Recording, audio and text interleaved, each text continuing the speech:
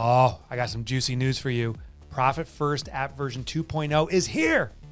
With an enhanced user experience and video guidance throughout, you can now be even more confident in your Profit First implementation. Plus, listeners who work with a certified Profit First professional get extra benefits.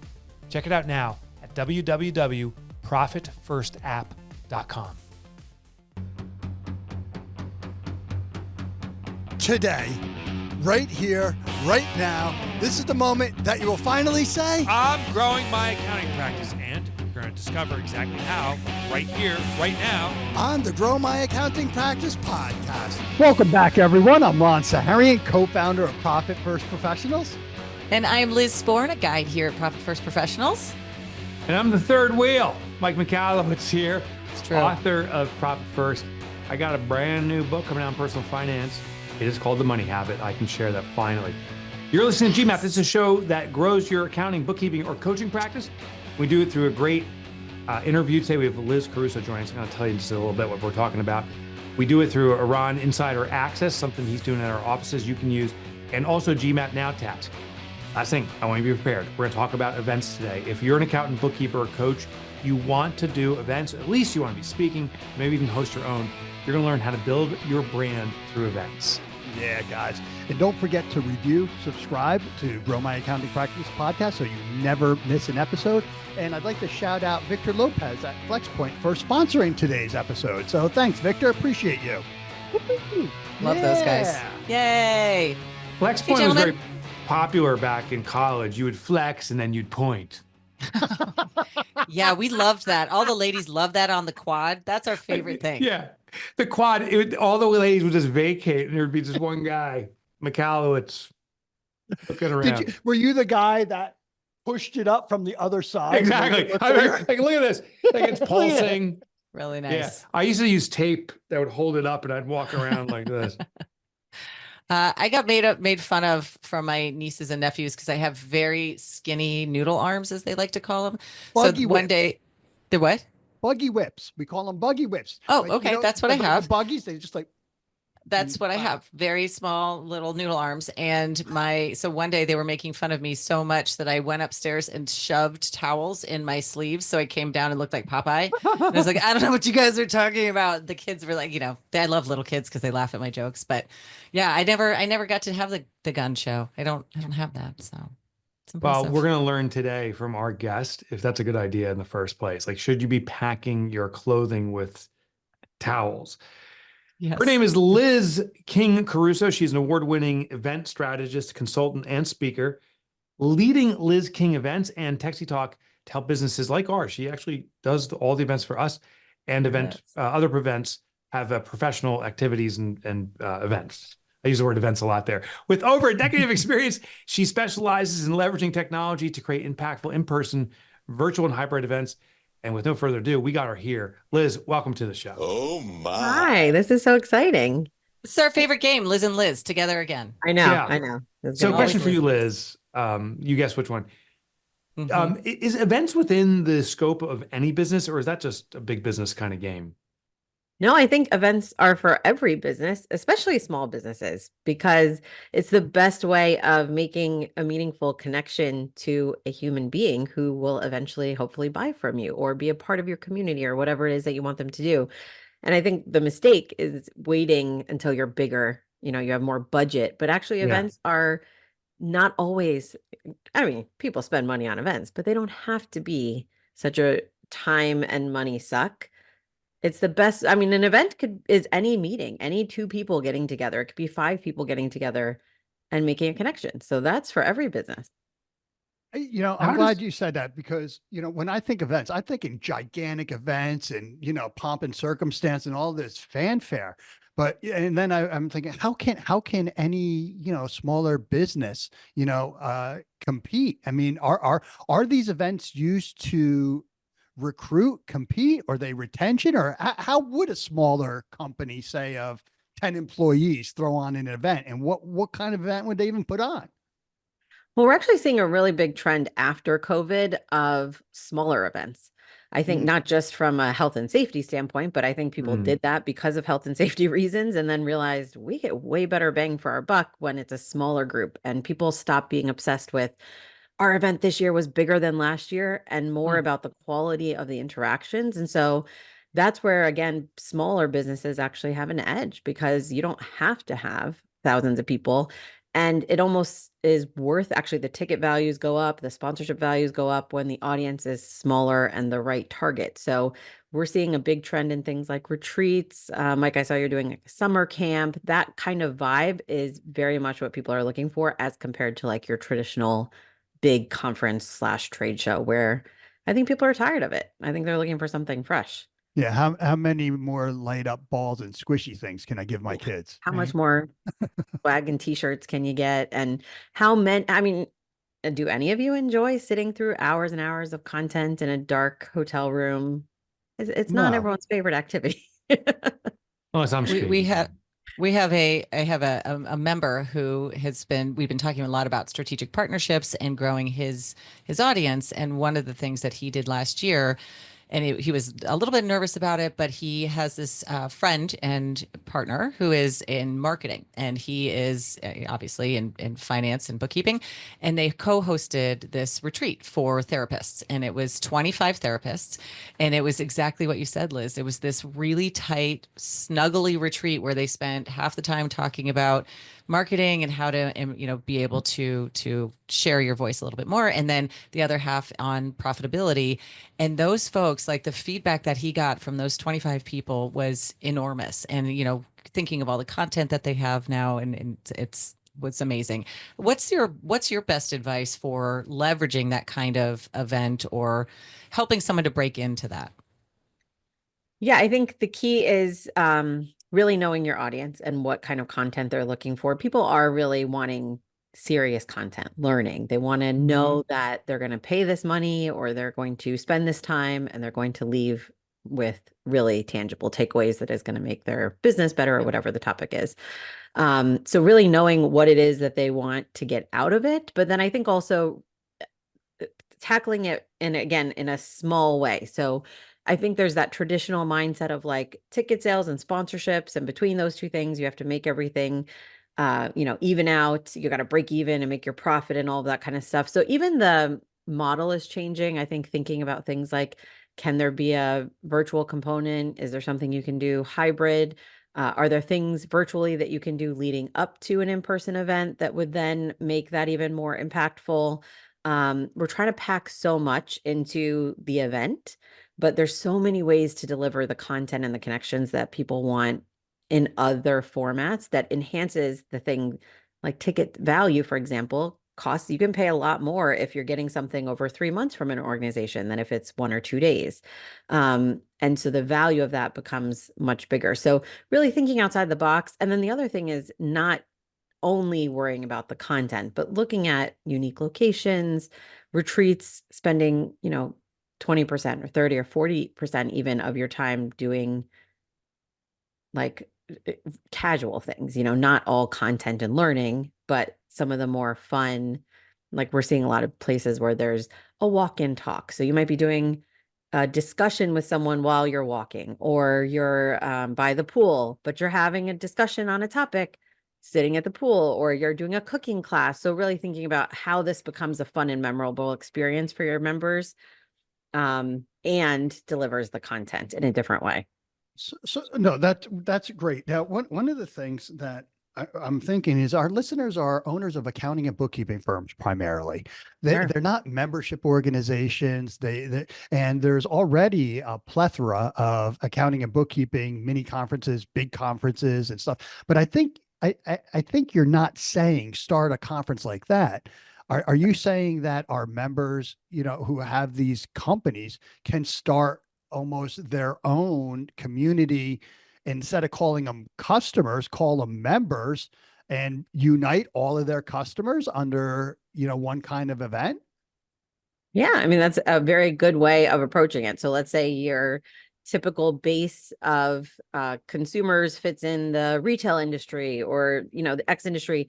You become the place where they're getting all of the information that they need. So finance being one of them, but could you partner with other brands similar to what you're talking about with the marketing and the finance? And so you're creating some partnerships, you're bringing together your ideal target audience and providing value to them. But of course, they're there for other things as well.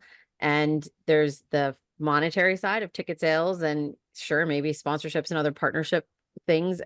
Partnering is a great way, like you said, Liz, of splitting the costs and doubling the reward, so I think building that community and thinking of every brand as a community builder, whether or not you want to do something they're getting social media content all the year round and they're paying a subscription fee. I'm sure not every brand needs to get into that. But the idea that in order to be successful, in order to market your organization, you need to have people who feel connected to the work that you're doing for them. And that could be through a community of sorts.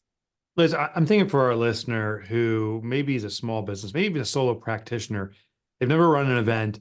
They definitely want to attract clients, but even 15 people at a retreat sounds overwhelming. Is there a entry level point, a beginner's way to do this?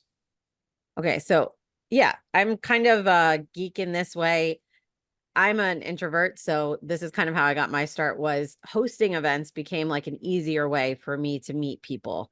I didn't want to walk into a room and have to network, so I would just kind of make my own little space of 5 or 10 people. So when my company first started, I would just have 5 other event planners. I would do like a networking event, and we would get together and we would talk. And then before I knew it, there was a need for something. Oh, there's all these venue meetups, and so you kind of start to identify what people want, but the challenges with what they're currently experiencing. So then I started thinking like, oh, it'd be cool to do these venue, so we did what we called venue showcases. So 3 venues in an hour.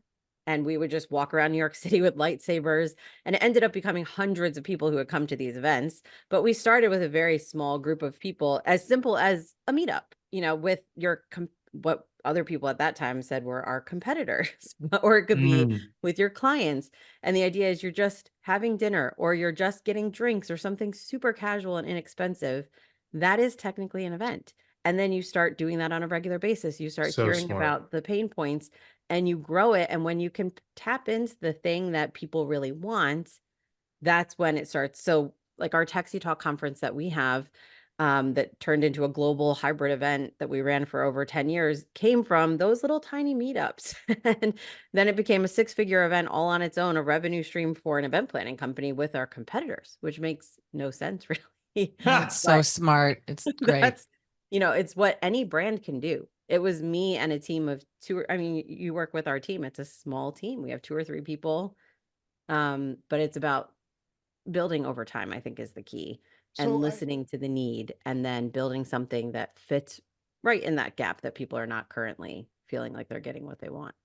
This sounds all in good. And, I hope our listeners do this. But one of the things is, what about the legalities of this? I mean, I know when we tried to do a running event tacked on to our, our global event, we had to sign waivers where no one would be impaled. Impaled. I mean, that was my favorite one. Yes. Yeah. This is going to be impaling people on the fun run. I'm going to jump out of the woods and impale our members. You never know. You never know. Right. Well, you remember that. Yeah. How do we like, how do we do? How do we manage that kind of stuff? It's another reason why starting small makes sense, because yes, you do need, and events are not getting any less risk.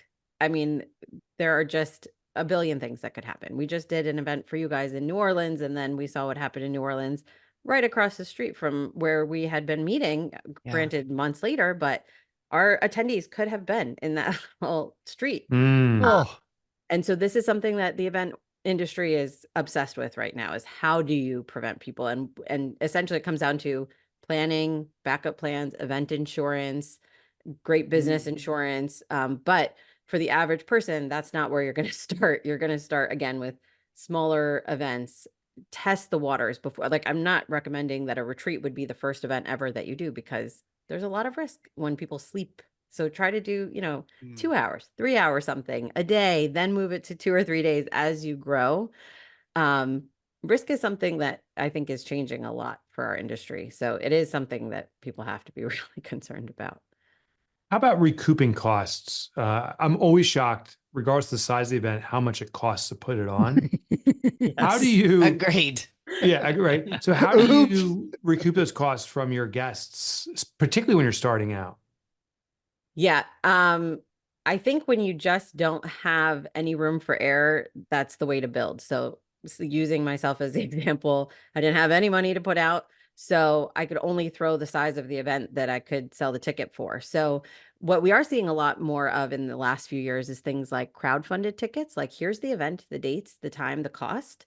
If X number of people buy by this date, we'll do it. Mhm. And so you're kind of eliminating some of that risk. So that's part of it. Testing out price points. We've even done events when we were growing over time. We would do events that were pay what you want. And so we would say the suggested donation or the suggested cost for this conference is $399, but pay what you're able. You can pay zero. And it was actually surprising to find that people would pay $599. Oh, that did happen. It did happen. I was Huh. shocked because people valued the It content. was an error on my calculator. Yeah, someone hit the wrong button. It was a fat finger. It was my mistake. And then also, but then we used those kinds of numbers to come up with tiers for more formal ticketing in the next year. We're like, okay, someone wants something for $20. Well, they're not coming to our in-person event. Oh, that's interesting not too. something we can do, but we can Right. offer a virtual piece. We can offer a recording. So we were doing virtual and hybrid since 2009. Because there are just all these different ways of offering it. And I think at the end of the day, you just have to say, here's what people are willing to pay. So that's what we're willing to work. That's what we have to work with, as compared to, here's the event we want to host. How do we get people to cover those costs? Mm. So you mentioned earlier at the sort of the top of the show, there are certain things that people are doing now. What are some of the trends? You mentioned retreats. What are some of the trends that you're seeing that our members could, or our audience could step into? You said online, virtual, things like that. What else are you seeing? Big one around budget, which I'm glad you brought up, is low or no tech.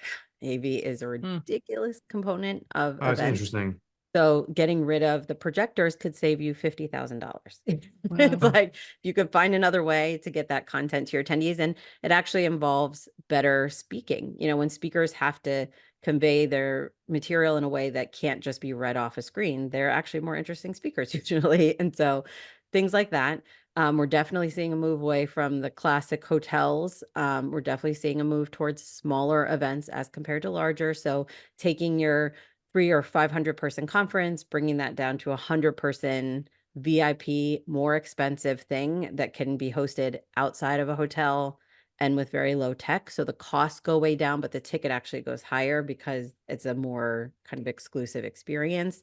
We're seeing more integration with sponsors in the content. So really trying to make them not just, here's our sponsors. Actually, we've seen a lot of, and I think you guys do a good job of this, where, the sponsors are kind of like not allowed stage time. And there is a good reason for that in many cases, but we're actually pitch seeing, slap.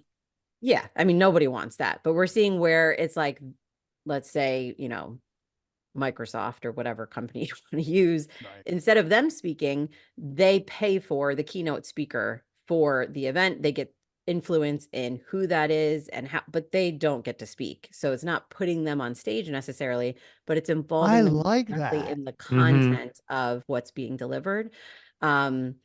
And then, of course, they're the ones who introduce that speaker. They get that stage time from that perspective, but there's no room for them to be selling themselves to everyone in the room. So that's something we're seeing. Definitely, I think one thing we're seeing, which you guys have always done a really good job of, is so many brands are losing the virtual hybrid piece.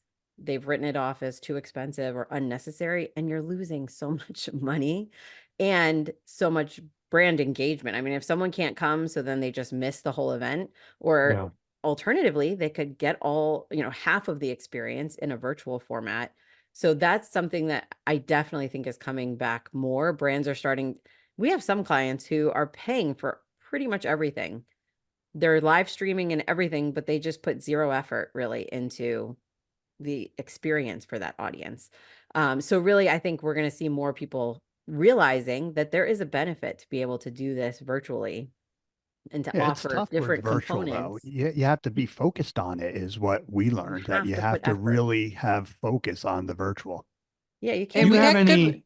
We got good feedback this year though from the Yeah. virtual. Like that I mean, being intentional about it. Every single Yep. virtual attendee was like, that was awesome. Thank you for seeing us and talking to us. And it was fun. That was definitely we did a good job. Pat You ourselves on the did. You back. did. You We really did a good did. job last year. Do you have any Yes, Michael. suggested don't do things, Liz, like common mistakes, particularly for someone starting up in events? Yeah.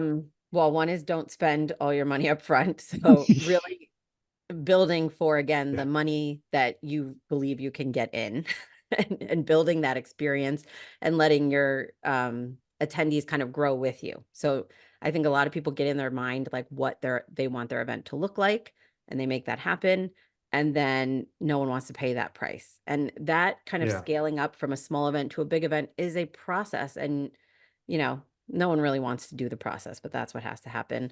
I would say don't focus on the number of attendees at all, whether it's small or large. That's not really the goal. The goal really is about the content and the connection points. Don'ts would be don't worry about packing in a ton of content. More and more, we're seeing that people want one or two, maybe three speakers with lots of interactive sessions where they can talk to other people. Um, they want a little more freedom in the schedule. They don't want 9 to 5 and then after activities and a breakfast before that you're supposed to be at. They need some time to work and catch up, and they want to do a little bit of self-care, and they want to have a lunch where they can breathe and use the restroom and network a little bit and still get back to the sessions in time. There's so many don'ts, but I think don't in general, don't do whatever you were doing in 2019. Nice. Right. Bottom line. Don't say yes to everything. Definitely don't do that. Yeah. Yeah. Yeah. Where Wow. are events going with technology? I hear some people doing stuff with virtual headsets and stuff. What do you think it's going to be like in the next 5 years? Well, so with techsytalk, I've been kind of very deep in the event tech world for many years. And I honestly don't think events are going to go to that world of headsets and all that stuff. I think the point of an event is to be together in person, and the handshakes and the hugs and, the personal connection. So I think that that's all very cool stuff. I think there's uses for things like site visits, so we don't have to travel across the country to go look at a venue for 30 minutes. There's lots of applications for the events industry. But I do think we're going to see more of the year-round engagement. So I think brands will stop thinking about events as we do this once a year. They're going to include things like the webinars that they're doing, the podcasts that they're doing, the meetups that they're doing virtually, all of those touch points being mini events that are integrated very seamlessly with in-person stuff that they're doing regionally. I think is going to happen a lot more. And then their kind of big conference once a year. So I think Kind of like our partnership program, where we're weaving elements Right. of everything we do in the community and leading up and following up after ProfitCon. like Yep. a little road show for every brand. You're kind of taking it here and taking it there and taking it there. And then everyone is connecting through content and meetups and things virtually. So I think technology wise, virtual will play a big role, but just not in taking over what is happening in person. What's the best way to work with an event planner? What are the mistakes guys like me make when working with you for the first time? Oh, that's that's a good question. Tread carefully. Tread carefully. No, I think one thing is that they assume that an event planner is just going to do the stuff they could do. And so they're paying cost for stuff that they probably could just do themselves. And so a lot of people wait to hire an event planner until the event gets really big. I think most people, I really believe if you're going to start an event, you should at least talk to an event planner and hire them for a small session to just think out your ideas, even if you think you're then going to do it yourself, because a good event planner knows things like risk Oh, management and should we be spending money on this, and should we charge for this, and hey, why don't we charge for that thing, and we could do this with sponsors, and they can make the idea work a lot better from the beginning.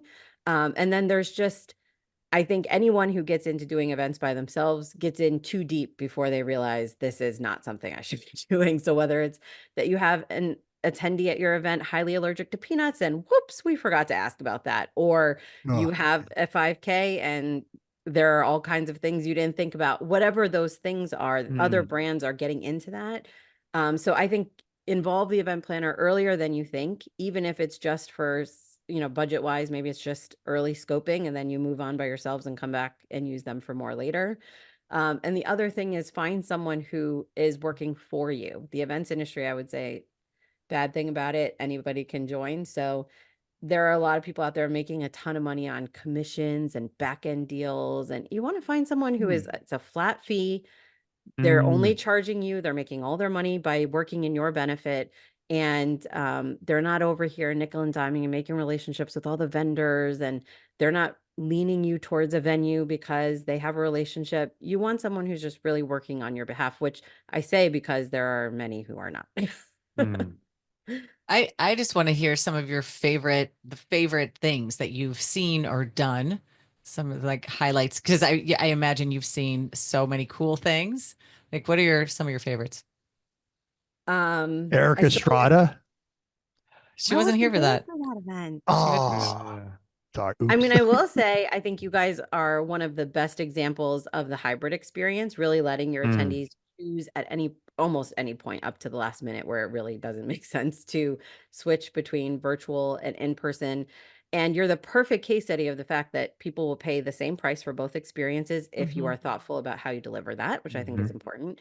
And also that it does not cannibalize the in-person event. You are not seeing your in-person event shrinking while your hybrid event, your virtual audience is growing. That's a great fallback for people who can't come in person, but there is just, so much of the in-person experience that people still want. So you guys are really a good example of that. In general, I love anything with surprise and delight. I remember this event I went to years ago in California as an influencer where it was literally a huge room, which we didn't know when we walked in, and they just literally kept dropping curtains and then extending the experience. And we were like, oh, there's a whole new room over here. And then an hour later, drop the walls again. There's there's DJ in what you thought was the back of the room is now the middle of the room. And there's even more things happening.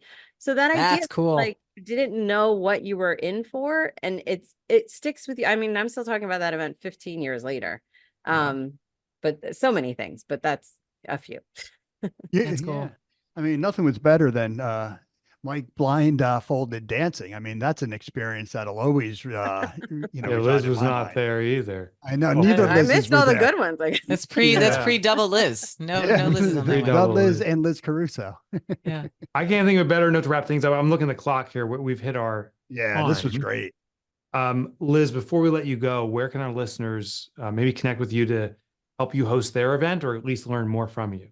Yeah, I'd love to chat. TechsyTalk is our company name, which is probably easier to write out, but TechsyTalk, trying to make tech sexy talk. But so techsytalk.com, and then my email is liz@techsytalk, and blogs and LinkedIn and all of it. If you find that word, if you can spell that word, you can find me anywhere. Yeah, Listen, Liz Caruso, Techsy Talk. You can Google that too. Plus, we'll have in the show notes.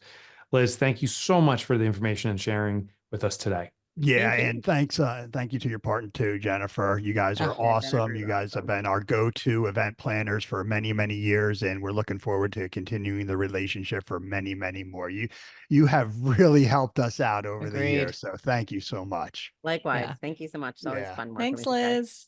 Thanks. Okay. Bye. All right. All That was right. fun. I lost Good. my little show notes here. So we're going to recap what we learned in a second. Yep. We have insider access. I got GMAP Now task. But first, it's the trippy question and the perfect transition sound. Well done, Thank you. Liz. Thank you.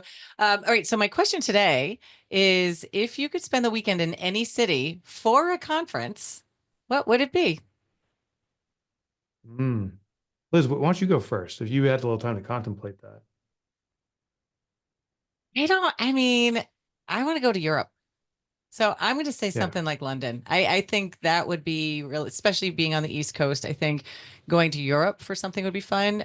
So next week we have Ross Loveland coming on the show, and he went to a conference in Ireland. And I was so envious of it. I was like, that's so fun. So it would be like a London or an Ireland or a Paris or something like that would be fun. Are we bringing our family, or is it just us? Is it a week? It's up to you. Up to you, yeah. That's the part of the trippy question. I'll pick Quebec City because it is convenient. Nice. It's an in and out. That's a good one. And it's a European experience an hour away from where we are. I mean, you cannot beat it. It's all French. You know, Oh, a good one. what popped into my head was Dubai.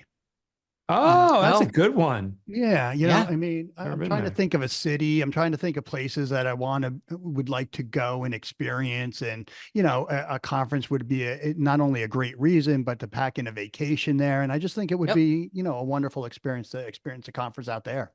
Yeah, that's a Cool. good one. It's a good one. The meeting on the Yeah. top of the tallest tower in the world. Yeah. All right. Do some Our Tom Cruise action. takeaways. Mm. Liz, you're up first. What was your takeaways? And it was so simple, and it was early in the episode, and she just said, know your audience. What do they want? Start small, know your audience, right? Yep. So there's so many ways we could do this. We could blow it out of the water and have this huge rager party like the one in Las Vegas that Aaron and I went to last year, and it was like sort of crazy. It was like, I don't like this, and do half the audience like it? So I just like that very simple. What do they want? Ask them. What would your people like to do? So that was my good. biggest takeaway. Hey, Ron, we got. Yeah. Liz and her team, they're experts. They're Mhm. experts. And whenever you work with an expert, it shortens the experience gap. That is money savings right there alone. So if you guys are seriously thinking about starting some event, small event, big event, start with Liz. Start with an expert right off the bat. It's going to make the experience so much more pleasurable. And this is coming from a guy who tried to do it with him and a partner for the first 2 years themselves. Yeah. Yeah. Thank you for that, Ron. My takeaways were, she said it kind of under the wire at the very end. She goes, you run a risk when people sleep. It's like, oh, that's a good measurement. That when people are sleeping, the risk of an event amplifies. So are you having a sleepover? So that was interesting. Low tech, no tech is the future. Interesting, because it's about collaboration. And the last thing was people need to work while they're there. So you have to accommodate that need that people have. Those were my 3 takeaways. Yeah. That's great. Good stuff. Love it. All right. That was fun. Yeah. And she does such a good job. I always feel so good every meeting with them. Like, it's just lovely. That was great. Ron, you got that dangerous weapon of yours. Yep. You hear that? Do you hear it? I hear it. Yeah, I hear it. It's loud and clear. Insider access. Insider access. Okay, where's the on button? I never could find the on button on this thing, and I'm supposed to be a master of it. Okay. Anywho, one of the things, if you guys are looking to start an event, okay, a big one, a small one, it doesn't matter. Open up an event account. We have a profit account, a profit con account. Every ticket we sell that money goes into that account. Every sponsorship we land goes into that account. Every purchase that we make comes out of that account, guys. It's the easiest P&L to manage an event by opening up an event account. We do it. You should do it. Wow. You heard that one? Okay. Good. Oh my God, it actually rocked my office over here. Yeah, super simple, Ron. That was great and super effective. Those are the profound things. I think when it comes to diamond shopping, they say there's the 6 C's or the 4 C's. Do you know in events they have the 6 C's? Let me tell you what they are and how you can deploy them. This is your GMAP Now task. So one task, if you do, you'll see results. This is your checklist for a great event. First C is content. The content appropriate and helping the community. Second thing is connection. Are your attendees connecting with each other? Third is collaboration. Are there opportunities for members or participants to learn from each other? Fourth is contemplation. Are you giving people time to think about what they learned? Fifth is calm, meaning do they have that alone time? A lot of people do these business events to get away, take it into a mini vacation. And the last C is for yourself. It's convert. What is the objective you're looking to achieve from this event? That's your 6 C's. Wow. And that's why he's Mike McAllowitz, everybody. That was awesome. Look at him pulling that out of the magic air. What a great event, guys. Today's show I'm talking about. Liz, thank you so much for being a guest. Listeners, thank you so much for being a guest. Don't forget to review and subscribe to Grow My Accounting Practice podcast. And what else do they need to do, guys? Liz, Mike, what should they do? Well, I'll say, and start, and Liz, you follow through. They got to visit one website. It's the defining website for transformation. If you're an accountant, bookkeeper, or coach, this brings you to the higher level. It is. I can't hear you. Oh, I was it's gonna say ProfitFirstProfessionals.com. Like, don't talk to me. I can't hear you. Oh, the music's too loud. It's profitfirstprofessionals.com. So I'll take it the distance because Liz is deaf. Go to profitfirstprofessionals.com. If you are tired of, think back to 2025 and the tax preparation and all the stuff that happened the first quarter. You're exhausted from that. You might be missing out on the higher level opportunities, which is consultative stuff, driving profit. That's what we do. Go to profitfirstprofessionals.com right now. Love it. See ya. Okay. I think we're done now. Did we do it? We did it. We can't hear Thanks, you, everybody. Liz. I don't know. Thanks, everybody.